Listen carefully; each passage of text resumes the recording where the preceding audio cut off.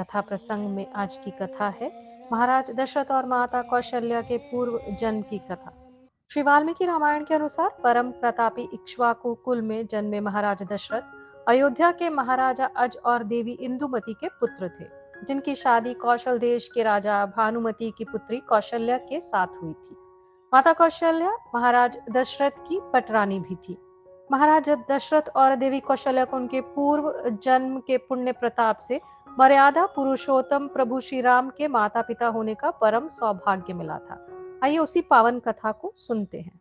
श्रीमद् भागवत पुराण के अनुसार सृष्टि के विस्तार के लिए ब्रह्मा जी ने अपनी देह को दो भागों में बांटकर एक भाग से एक पुरुष और दूसरे भाग से एक स्त्री की उत्पत्ति की थी। उस पुरुष का नाम स्वयंभुव मनु और स्त्री का नाम देवी शत्रुपा था। ब्रह्मा जी द्वारा जोड़े गए पति पत्नी के बंधन को निभाते हुए महाराज स्वयंभू मनु ने देवी शत्रुपा से 5 संतानें उत्पन्न की। स्वयंभू मनु और देवी शत्रुपा से उत्पन्न संतानों के वंशजों से ही यह संसार फल फूल रहा है। महाराज मनु ने बहुत दिनों तक इस सप्त द्वीपवती पृथ्वी का राज्य किया। उनके राज्य में प्रजा बहुत सुखी थी, किसी को कोई कष्ट नहीं था, लोग धर्माचरण में संलग्न थे। इस तरह प्रजा का पालन करते हुए जब महाराज मनु का चौथापन यानी बुढ़ापा आ गया, तब उन्होंने संपूर्ण राज्यभार अपने पुत्र उत्तानपाद को सौंपकर एकांत में भगवान का भजन करने के लिए अपनी पत्नी शत्रुपा के साथ नैमिषारण्य जाने का निर्णय लिया। महाराज मनु के नैमिषारण्य पहुंचने पर वहां के मुनियों ने बड़े ही प्रेम से उनका स्वागत किया तथा वहां के तीर्थों में उन्हें सादर स्नान करवाया। उसके बाद मनु और शत्रुपा दोनों पति पत्नी वट वृक्ष के नीचे बैठकर भगवान के दर्शन के लिए कठोर तप करने लगे। कुछ दिनों तक उन्होंने केवल जल पीकर तप किया। उनके मन में यह दृढ़ इच्छा थी कि नेति नेति के रूप में वेद जिन परमात्मा के गुणों का गान करते हैं तथा जिनके एक अंश से अनेक ब्रह्मा विष्णु और महेश पैदा होते हैं, हम उन परम प्रभु का दर्शन करें। इस प्रकार महाराज मनु और शत्रुपा को जल पीकर तपस्या करते हुए 6 सहस्त्र वर्ष बीत गए। फिर उन्होंने 7 सहस्त्र वर्षों तक केवल वायु पीकर तपस्या की। 10 सहस्त्र वर्ष तक तो वे दोनों केवल एक पैर पर खड़े होकर तपस्या करते रहे। ब्रह्मा विष्णु और महेश ने उनकी कठिन तपस्या को देखकर कई बार उन्हें वर देने का प्रयास किया, लेकिन महाराज मनु ने उस पर ध्यान नहीं दिया।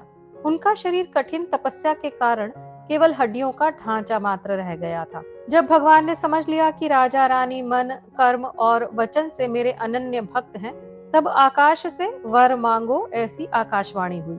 वह आकाशवाणी मानो मनु और शत्रुपा के शरीर में प्राणों का संचार करने वाली थी। देखते ही देखते उन दोनों के शरीर रिष्ट पुष्ट हो गए। मनु ने हाथ जोड़कर भगवान को प्रणाम किया और कहा, हे प्रभु, यदि आप मुझ पर प्रसन्न हैं, तो मैं आपके मुनि मनहारी स्वरूप को देखना चाहता हूँ। कृपया करके मुझे यही वर दें। मनु के ऐसा कहते ही भगवान आदि शक्ति सीता के साथ मनु और शत्रुपा के सामने प्रकट हो गए। भगवान ने मनु से कहा, राजन, तुम्हारे मन में जो भी इच्छा हो मुझसे निसंकोच मांग लो। मैं तुम दोनों पर परम प्रसन्न हूँ। तुम्हारे लिए मेरे पास कुछ भी अदेय नहीं है। तब मनु ने कहा, प्रभु, यदि आप मुझ पर प्रसन्न हैं तो मैं आपसे आपके ही समान पुत्र चाहता हूँ। हे कृपानिधि, मुझे यही वर दीजिए। तब भगवान ने कहा, राजन, ऐसा ही होगा, किंतु मैं अपने समान पुत्र कहाँ खोजूं?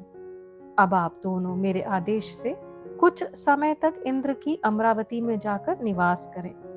त्रेता में जब आप अयोध्या के राजा दशरथ होंगे, तब मैं अपने अंशों सहित 4 रूपों में आपके यहाँ अवतार लूंगा।